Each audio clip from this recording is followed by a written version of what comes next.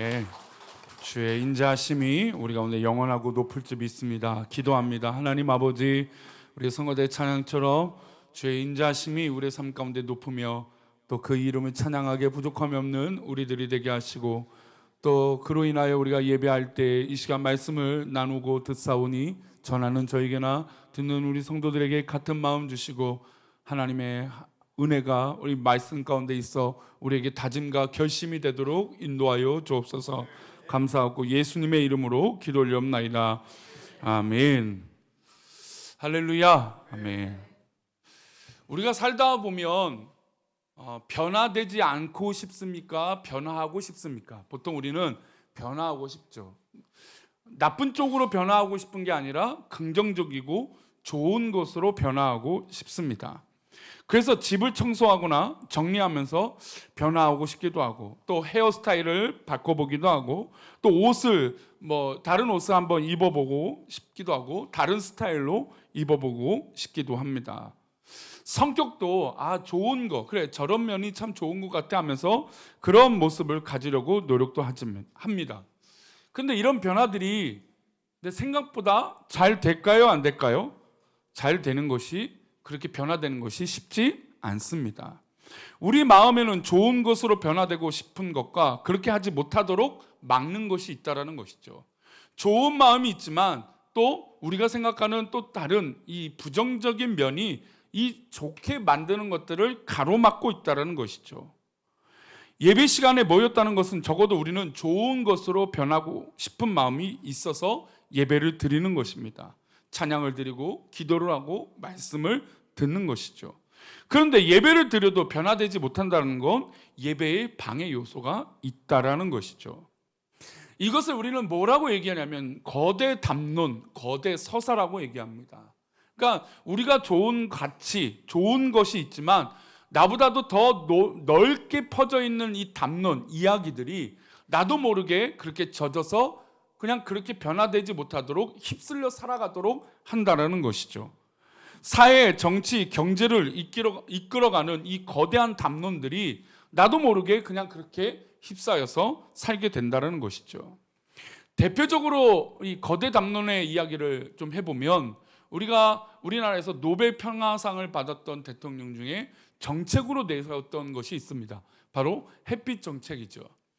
햇빛을 비춰줌으로 어두움을 걷어내고, 또 따뜻한 햇빛을 비춰줌으로 어떤 이 억눌렸던 것들이 하나하나 풀려가기를 바라는 마음. 그래서 이제 북한을 향해서 햇빛 정책을 비춰서 그들의 마음을 하나하나 좀 녹였으면 좋겠다. 이 정책, 이 거대 담론을 형성해서 그것을 세계적으로도 좋은 평가를 받아 이 노벨 평화상을 받게 됐던 것이죠.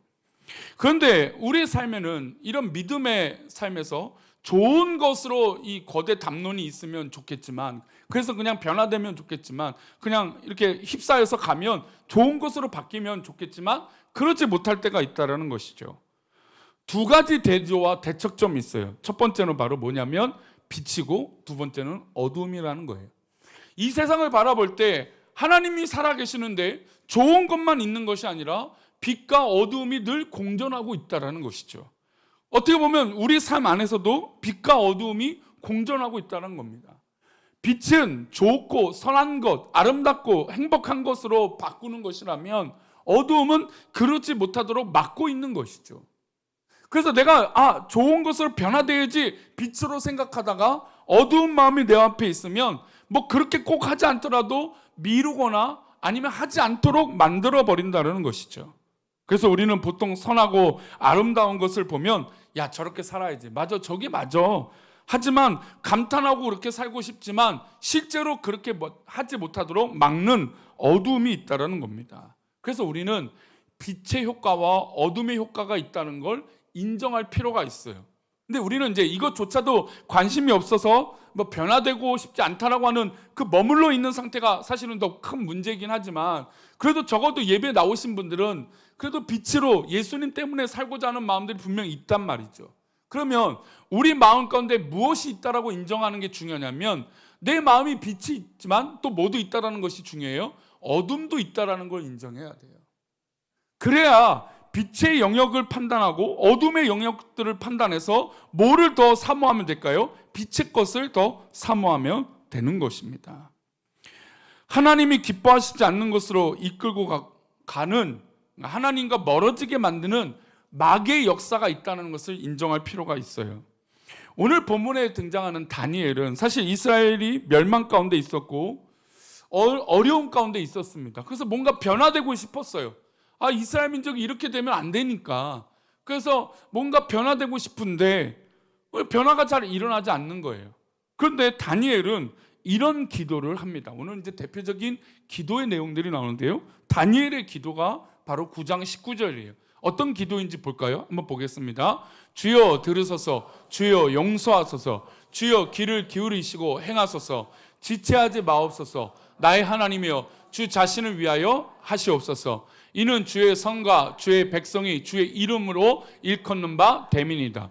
이 말씀 보면 그냥 주여 들으소서, 주여 용서하소서 이렇게 말하고 있는 기도 같지만 이 내용을 보면 좀 말이 안 되는 기도의 내용이 나와요. 뭐라고 얘기하냐면 주여 귀를 기울이시고 행하소서, 그리고 지체하지 마옵소서. 자 보세요. 하나님은, 우리가 믿고 있는 우리 하나님이 귀가 없는 분일까요? 아니죠. 귀가 있으신 분이에요. 우리의 기도를 들으시는 분이에요. 근데 다니엘은 지금 주님 귀를 기울여 달라고, 들어달라고 말하고 있어요. 그리고 지체하지 말라고 말씀하고 있어요. 고백하고 있어요. 하나님이 일하시지 않는 분일까요? 아니죠. 역사하지 않는 분인가요? 아닙니다. 그럼에도 불구하고 다니엘은 지금 하나님의 귀를 열어서 내 기도를 들어주시는 것뿐만 아니라 지체하지 말고 일해달라고 합니다. 그러면서 뭐라고 표현하냐면 주 자신을 위하여 하시옵소서라고 말하고 있어요. 그 기도는 나를 위해서 하고 내가 하나님 앞에 하는 건데 지금 하나님을 위해서 일을 해달라고 말하고 있습니다. 뭔가 앞뒤가 안 맞죠.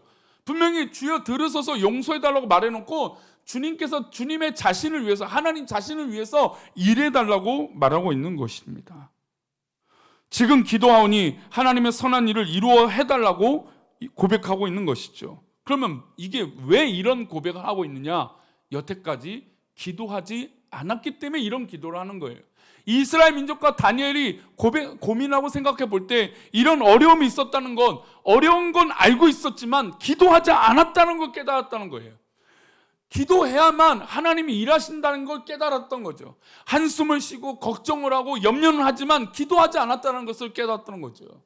우리가 이 나라 이 민족을 위해서 걱정을 합니까? 안 합니까? 걱정이 되죠. 그러면 걱정이 될 때 우리는 뭘 해야 됩니까? 한숨 쉬고 왜 저렇게 하나라고 지탄하고 원망하는 게 아니라 우리는 그 순간 기도해야 된다는 겁니다. 다니엘의 기도는 바로 그런 의미예요. 주여 주 자신을 위해서 일하시옵소서라는 건 뭐냐면 하나님 지금도 살아계셔서 역사하시는데 누가 기도하지 않아서 일이 이루어지지 않는 겁니까? 내가 기도하지 않아서 이루어지지 않은 거라고 고백하고 있는 겁니다. 여러분, 우리의 기도가 그래서 위대한 거예요. 하나님 앞에 드려지는 그 기도가 왜 위대하냐면 하나님은 모든 것 준비해놓고 기다리고 계세요. 누가 기도할 때까지? 내가 기도할 때까지. 다니엘은 그렇게 기도합니다. 주님 들어주옵소서, 주님 용서하여 주옵소서, 내가 지금 기도하오니 하나님의 선한 일을 지금 일해 주옵소서, 시작해 주십시오 라고 이야기하고 있는 것입니다. 지금 기도하오니 하나님의 선한 일을 이루어달라고 간곡하게 기도하고 있는 것이죠. 바로 이 변화의 시작은 이 다니엘의 기도로 시작했던 것입니다. 어떤 여자 청년이, 요즘 이제 사회적으로 조금 이슈가 되는 게 이제 결혼관과 결혼의 실제적인 문제 때문에 좀 고민들이 많은 것 같습니다. 뭐 우리 교회 이야기는 아니지만 한 청년의 이야기가 기억이 났습니다. 이 여자 청년이 중매를 통해서 결혼했습니다. 근데 중매를 통해서 소개받은 이 남성이 의사였어요. 별로 감탄이 안 되세요? 의사잖아요. 뭐 우리가 뭐 의사라고 해서 뭐 우러러보고 뭐 동경하고 그런 건 아니지만 뭐 요즘 의사라고 하면 좋은 직업이라고 뭐 인정할 수 있잖아요. 뭐 열심히 노력하고 공부했고 했으니까. 근데 의사랑 결혼했어요. 누가 봐도 주변 사람들이 야, 결혼 잘했다, 어떻게 의사랑 결혼했냐, 이런 얘기를 좀 했던 것 같습니다. 결혼 잘했다고 생각했는데 생각해보니 이 남편이 교회를 다니지 않는 거였어요. 그래서 평생에 교회를 다니면서 자신이 바랬던 이 남편, 잘 결혼했다고 주변에서 인정을 했는데 중요한 건 이 남편이 교회를 안 다니는 거예요. 근데 그때부터 뭘 했을까요? 교회를 가라고 그렇게 잔소리를 하는 거예요. 아니 교회를 같이 좀 다니자, 우리 교회 참 좋다, 이렇게 해서 남편이 마지 못해서 교회를 나오기 시작했습니다. 그런데 감사할 일이죠. 교회도 나왔으니 남편도 잘해서 뭐 결혼도 잘했고, 제가 지금 이렇게 잘했다는 건 제 마음으로 얘기하는 게 아니라 요즘 시대의 관점으로 좀 말씀드리는 거예요. 우사랑 결혼했으니 잘했다, 뭐 주변에서 야 교회도 나온다, 얼굴 잘했다, 막 주변에 칭찬이 자자했습니다. 그런데 문제는 그 이후부터였어요. 이 남편이 교회를 가고 나서부터 불평이 시작되는 거예요. 야 설교가 왜 저러냐, 야 저 목사님은 왜 저러냐, 야 교회 일은 왜 저러냐, 야 저기 장로님과 뭐 권사님들이 있다는데 왜 저러냐, 막 불평이 오는 거예요. 교회만 갔다 오면 시비를 거는 거예요. 교회를 가지 않을 때는 시비 거지 않았는데 교회를 가니까 오히려 시비를 거는 거죠. 그리고 딴짓하고 교회 오면 잠만 자고, 그런 사람이 설교 끝나면 뭔 얘기를 또 알아들었는지 또 그거 갖고 꼬투리 잡고 얘기하는 거예요. 그리고 교회에 무슨 일만 있으면 그냥 불평해서 야 교회가 그러면 되냐 막 이러면서 빚고 와서 얘기를 하는 것이었죠. 그래서 교회를 안 나올 때보다 나오고 나서 뭐 어떻게 됐을까요? 더 얄미운 거예요. 그래서 이 여인이, 이 아내가 너무 그 마음이 힘들어서 야 진짜 이건 이혼해야겠다 그 생각까지 든 거예요. 왜냐하면 너무 핍박과 뭐 이 비아냥거림과 또 변화되지 않는 모습에 너무 속상하고 짜증이 났던 거죠. 그렇게 주변에서 결혼 잘했다 했지만 그 마음은 평안하지 않았던 것입니다. 그래서 정말 이혼 직전까지 그 마음이 어려웠습니다. 근데 이 여인이 문득 하나 떠오른 게 있어요. 내가 왜 남편을 위해서 기도하지 않았을까? 그러니까 여태까지 누가 봐도 주변 사람들 올 때 야 결혼도 잘했다, 교회도 나온다, 뭐 한다 해서 칭찬을 받았고 좋은 일이 있고 뭔가 잘 되고 있는 것 같은데 그 마음은 평안했습니까? 평안하지 못했습니까? 평안하지 않았던 거예요. 평안하지 않았는데 문제는 이 여인은 기도하지 않았다는 거예요. 그리고 깨달았어요. 아 내가 기도해야 되는구나, 남편을 위해서 기도해야 되는구나.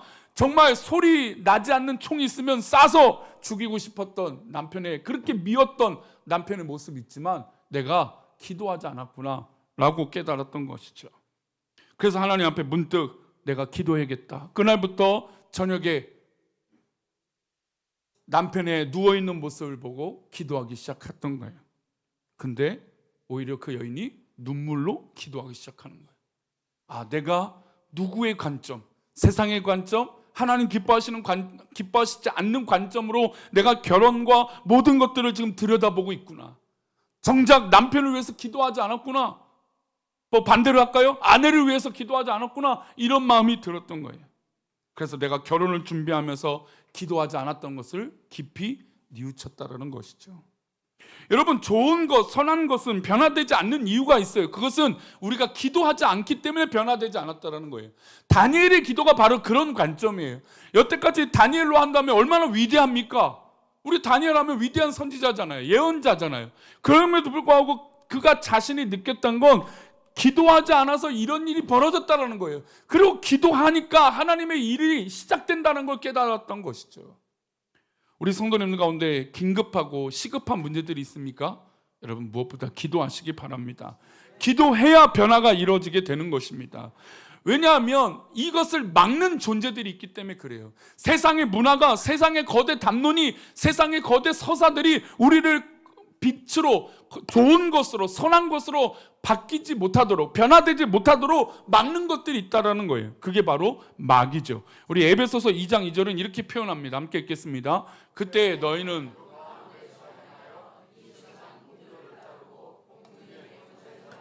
따랐으니 곧 지금 불순종의 아들들 가운데서 역사하는 영이라. 그때 너희는 그 가운데서 행하여, 우리가 문화 속에, 거대 담론 속에 살게 되는데 그것은 세상의 풍조를 따르게 된다는 겁니다. 이 풍조는 하나님이 기뻐하시는 게 아니라 세상의 공중의 권세를 잡은 저 마귀, 저 사단이 우리를 조종한다는 겁니다.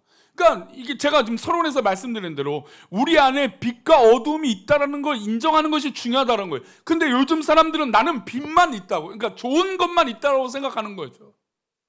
근데 좋은 것이 있다면 변화되는데 변화되지 않는 이유가 뭘까요? 바로 내 안에 어두움이 공존하고 있기 때문에 그러는 것이죠. 하나님이 역사하시는데 이 세상이 왜 계속 악하고 있을까요? 왜 악해져 갈까요?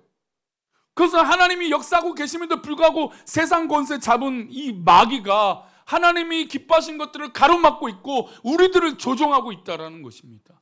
이것을 인정하는 게 굉장히 중요해요.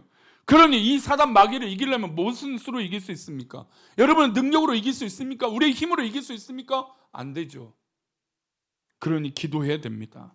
저 마귀는 또 이렇습니다. 요한에서 3장 8절입니다. 함께 읽겠습니다. 죄를 짓는 자는 마귀에게 속하나니 마귀는 처음부터 범죄함이라. 하나님의 아들이 나타나신 것은 마귀의 일을 멸하려 하심이라. 죄를 짓는 자는 어디에 속해 있다고요? 마귀에 속해 있다는 거예요.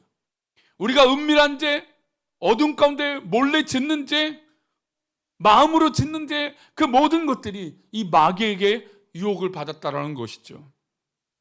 마귀는 처음부터 범죄한 존재입니다. 그래서 하나님이 아들을 보내신 이유는 이 아들이 예수 그리스도가 저 마귀를 이기게 하시기 위하여 보내신 것이죠. 그러니 우리는 누구의 이름으로 기도합니까? 예수 그리스도의 이름으로 기도하는 것이죠. 그러면 이길 수 있다라는 겁니다. 우리가 변화되지 못하고 빛이 되지 못하는 이유는 우리도 모르게 마귀에게 점령당하고 있기 때문이라는 것이죠. 저도 교회를 다니고 막 어릴 때부터 야 그래 저렇게 변화돼야지 막 이런 것이 있었습니다. 은혜를 받고 기도했을 때 그때 변화가 일어났던 것을 기억합니다. 예전에도 말씀드린 적이 있지만 제가 수련회 가서 중고등부 수련회 갔는데 너무 은혜를 받은 거예요. 근데 그때 했던 건 뭐냐면 기도했던 거예요. 중학생 중2가 뭐 얼마나 큰 죄를 저질렀겠습니까? 물론 뭐 나름 죄를 졌겠죠. 그 나이 때도. 근데 뭐 우리가 생각하는 뭐 그런 죄를 저질렀겠습니까? 그렇지 않잖아요. 그럼에도 불구하고 그렇게 죄가 많은지 부모님한테 잘못했던 거, 뭐 욕했던 거, 친구들과 잘못했던 거, 뭐 적당하게 친구들과 어울리면서 뭐 잘못했던 그런 마음들이 다 떠오른 거예요. 그리고 하나님 앞에 기도하고 그거 다 잘못했습니다라고 인정하게 되더라는 거죠. 여러분, 빛으로 내 마음속에 기도함으로 가득해지면 어둠과 멀어지는 거예요. 그래서 그렇게 기도하는 거죠. 회개의 기도의 시작은 바로 이 어둠과 멀어지는 것이에요. 이 예배 드리는 우리 모든 성도들 가운데 그 어두움들이 다 멀어지고 사라지기를 축원합니다. 예, 그래요. 저도 그래서 그렇게 기도했던 것 같아요. 그 은혜를 받고 기도했더니 그 모든 작은 잘못도 다 나의 잘못이고 큰 잘못이었던 것 같아요. 그리고 가장 중요했던 것 중에 하나가 저는 어릴 때부터 둘째로 자라서인지 그렇게 불평이 많았어요. 불만이 많았어요. 저는 그래서 우리 교회 둘째만 보면 그 마음이 그냥 이해가 돼요. 아, 제가 지금 연기를 하고 있구나. 사랑받으려고 연기를 하고 있구나. 사랑받으려고 애쓰고 있구나. 그게 느껴져요. 첫째들 죄송합니다. 제가 둘째입니다. 근데 그런 모습들을 보니까 그러니까 어릴 때부터 늘 억울했어요. 그 어린 나이 때도 왜 형만, 왜 막내 동생만 막 그런 생각이 컸어요. 근데 물론 커서도 그 마음이 조금 있었던 것 같지만, 근데 이 마음이 사춘기 되니까 커졌을까요, 작았을까요? 더 커졌죠. 그러니까 막 친구들과 오히려 막 운동하러 다니고 늘 그랬던 것 같아요. 집에 뭐 이게 늦게 들어가고 애들하고 운동한답시고 그랬던 것 같아요. 근데 은혜를 받고 가장 먼저 했던 게 뭐냐면 엄마 아빠 사랑합니다 했어요. 그러니까 제가 어릴 때도 엄마 아빠 사랑합니다라고 하는 말을 안 했던 것 같아요. 일부러 안 했던지 의도적으로 안 했던지 안 했던 것 같아요. 근데 은혜를 받으니까 내가 부모님한테 사랑한다라고 말하는 것도 큰 은혜구나라는 걸 깨달았어요. 그러니까 수련회 끝나고 문을 열고 어머니가 일을 하고 계시고 아버지 일하고 계시는데 어머니 사랑합니다라고 안아들었더니 우리 어머니는 좋아하시더라고요. 근데 아버지는 어색한 거예요. 이놈이 한 번도 그런 적이 없는데 와갖고 사춘기라고 그러는 줄 알았더니 사랑합니다 라고 말하니까, 그러면서 이제 한켠에 들리는 말이 저 마음이 얼마나 가나 보자 그러시는 거예요. 근데도 그런 변화의 시작이 기도했더니 가능했다라는 거예요. 은혜를 받고 기도했더니 내 마음의 변화가 실천으로 옮길 수 있는 용기가 생기더라는 거죠. 여러분, 우리는 좋은 것 알아요. 선한 것 알아요. 저렇게 살아야 되는 거, 그래 맞다라는 거 알아요. 근데도 변화가 일어나지 않는 이유는 내 안에 가로막고 있다는 것이 있다라는 거예요. 그래서 우리는 기도해야 돼요. 지금부터 기도해야 해결되는 것이죠. 에레미야 33장은 우리가 너무나 잘 알고 있는 유명한 말씀의 기도의 내용이 나와요. 그런데 사실 에레미야 33장 1절부터 9절까지는 전부 다 기도에 관한 이야기예요. 근데 우리는 이제 이 에레미야 33장 3절을 너무나 잘 알고 있죠. 그 말씀이 또 유명하기도 하고요. 근데 이 말씀은 사실은 전체를 다 관통된 이야기를 좀 이해해 볼 필요가 있습니다. 33장 3절 우리가 잘 알고 있는 유명한 말씀은 이렇습니다. 시작. 너는 내게 부르짖으라. 내가 내게 응답하겠고 내가 알지 못하는 크고 은밀한 일을 내게 보이리라. 예, 그렇습니다. 이 말씀 너무나 잘 알잖아요. 너는 내게 부르짖으라. 내가 내게 응답하겠고. 그러니까 하나님은 기도하는 자의 그 기도를 들으시겠다. 기도하지 않으면 응답이 없는 거죠. 그러니까 부르짖어야 돼. 그래야 변화가 일어나고 응답이 되어지는 겁니다. 그러면 내가 알지 못하고 크고 은밀한 일을 내게 보이겠다. 얼마나 놀랍습니까? 그러니까 기도만 하면 하나님이 놀라운 일을 보여주신다는 거예요. 믿으십니까? 아멘. 그래서 우리는 기도하죠. 그런데 이 기도의 내용들을 보면 우리가 이 현실들을 들여다볼 때 기도하지 못하게 하는 것들이 있고 또 기도로 인해서 변화되는 것들이 있다는 것을 고백해요. 우리 5절 말씀을 보겠습니다. 함께 읽겠습니다. 싸우려 하였으나 내가 나의 노여움과 분함으로 그들을 죽이고 그들의 시체로 이 성을 채우게 하였나니 이는 그들의 모든 악행으로 말미암아 나의 얼굴을 가려 이 성을 돌아보지 아니하였습니다. 사실 에레미야 역시 다니엘 시대와 비슷하게 어렵고 힘든 시대입니다. 이스라엘 민족의 멸망과 위기가 고조되는 시기였어요. 그런데 하나님께서 이 성을 돌아보고 싶어도 이 성을 구원해주고 싶어도 안 됐어요. 왜 그렇습니까? 악함이 가득한 거예요. 죄악이 가득하고 어두움이 너무 가득한 거예요. 그래서 하나님이 너무 화가 나서 그들을 향해서 노여움과 분과 화가 나신 거죠. 그들을 심판합니다. 심판하고 싶으셔서 그들을 죽이고 그들의 시체로 이 성을 채우게 하고 싶으셨어요. 그런데 이 시체는 누굴까요? 외국이고 이방인일까요? 아닙니다. 바로 이스라엘 민족들 가운데 있는 거예요. 이스라엘 민족 하나님의 언약의 백성인데도 불구하고 하나님을 떠나 있는 거죠. 그러니 하나님이 화가 나셔서 이 성읍의 사람들을 심판하시고 싶으셨어요.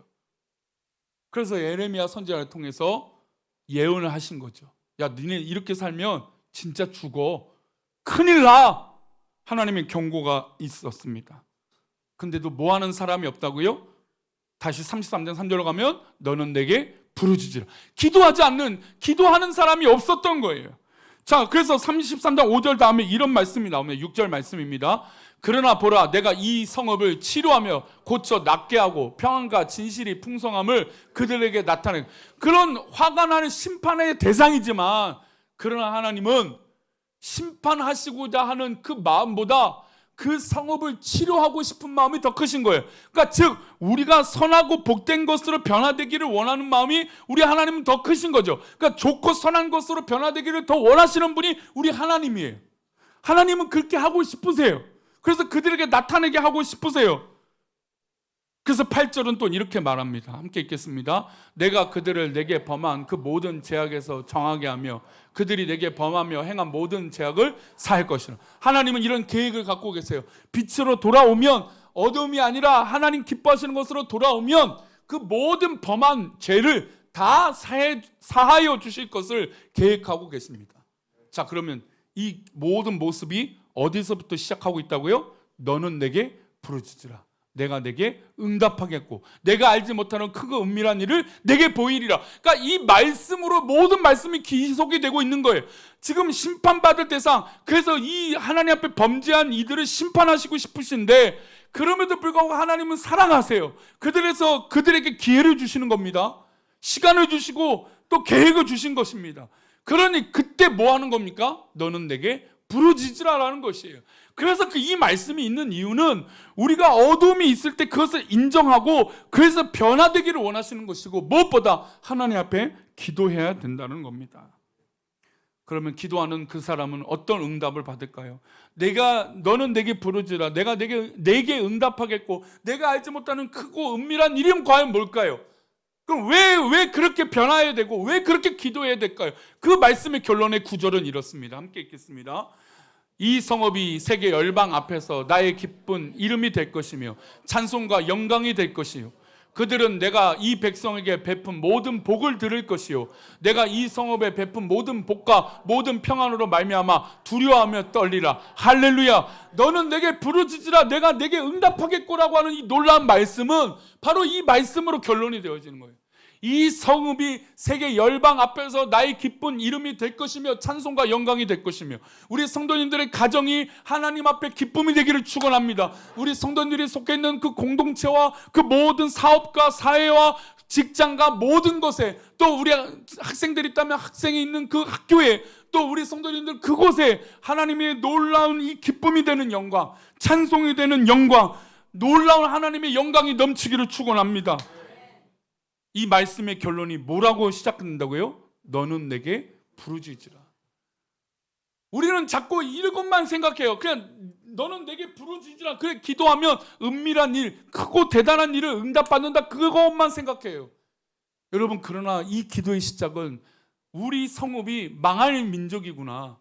이스라엘 민족이 이랬다면 우리 다 죽는구나. 이 경고를 알아듣고 내가 지금 기도해야겠다라고 변화되었을 때 하나님께서 그 모든 것을 기쁨으로 영광으로 바꿔주시겠다. 이게 바로 크고 은밀한 비밀인 것이에요. 내가 이 백성에게 베푼 모든 복을 들으신다. 여러분 우리가 돌아오면 하나님의 인도하심이 그렇게 크지 않습니까? 놀랍지 않습니까? 우리가 지난주 맥주 감사주의를 보내면서도 하나님의 크신 은혜가 얼마나 크고 감사합니까? 여러분 이 복을 기억하고 하나님 앞에 기도한다라는 건 이 복의 진정한 가치가 우리 성도님들 삶 가운데 진정으로 일어난다는 것이죠. 어려움 속에 있던 이스라엘 백성들, 어떻게 보면 멸망으로 걸어가고 있었던 이스라엘 민족들이 자기도 모르게 잠식되고 있었던 그 죄악 속에서 이제 하나님 앞에 기도했더니 크고 놀라운 비밀이 펼쳐지게 된다는 것입니다. 말씀을 마치겠습니다. 어떤 권사님이 늘 이제 어떤 권사님이라면 우리 교회는 아니에요. 제가 늘 얘기해 드리지만 제가 우리 교회 성도를 위해서 직접적으로 하는 건 아예 대놓고 누구나 알 만한 이야기지 어떤이라고 하면 전혀 우리 교회 성도가 아니라는 거 기억하십시오. 어떤 권사님이 새벽에 예배를 드려야겠다. 그래서 새벽에 언제부터 교회를 나가서 새벽 예배 드려야겠다 했어요. 근데 습관이 안 되니까 잘 안 됐어요. 근데 어느 날도 이제 시계를 맞춰놓고 기도해야지 하고 했는데 그 종소리 피곤한 나머지 끄고 잤습니다. 그래서 성도들을 만나고 이런 얘기를 해요. 아이고 오늘 내가 새벽 기도를 나와서 기도했어야 되는데 아이고 안타깝습니다. 이런 얘기를 하는 거죠. 근데 그 얘기를 듣던 한 목사님이 이렇게 말합니다. 권사님이 안타까운 건 하나님이 안타까우신 걸까요? 우리 권사님이 안타까우신 걸까요? 큰일 난 걸까요? 하나님이 안타까우신 걸까요? 하나님은 늘 우리에게 그 일을 이루어주고 싶어 기다리고 계세요. 그럼 큰일 난 사람은 누구예요? 우리인 거죠. 나죠. 기도하지 않고 삶이 변화되지 않고 교회를 나와도 어떤 기도의 끈을 잡지 못하는 그 이유를 발견하는 것이 중요해요. 우리가 대단한 죄를 저질러서 회개하라고 기도하라는 게 아니에요. 선하고 복된 것으로 변화되지 않는 그 고민들, 그것이 있다면 기도하시기 바랍니다. 잠자는 게 문제가 아니라 기도하지 않는 게 문제라는 것이죠. 그러니 우리 성도님들 기도하시기 바랍니다. 기도해야 그 비밀을 깨닫습니다. 우리가 너무나 잘 알고 있는 너는 내게 부르짖으라 내가 내게 응답하겠고 내가 알지 못하고 크고 은밀한 일을 내게 보이리라. 여러분 이 모든 것은 기도해야 시작된다는 것을 잊지 마시고 이 예배를 드리는 모든 성도들이 기도로 변화되고 승리하기를 축원합니다. 우리 모두 다 일어나셔서 우리 나의 길 오직 그가 아시나니 함께 찬양하시고 하나님 앞에 나아가도록 하겠습니다.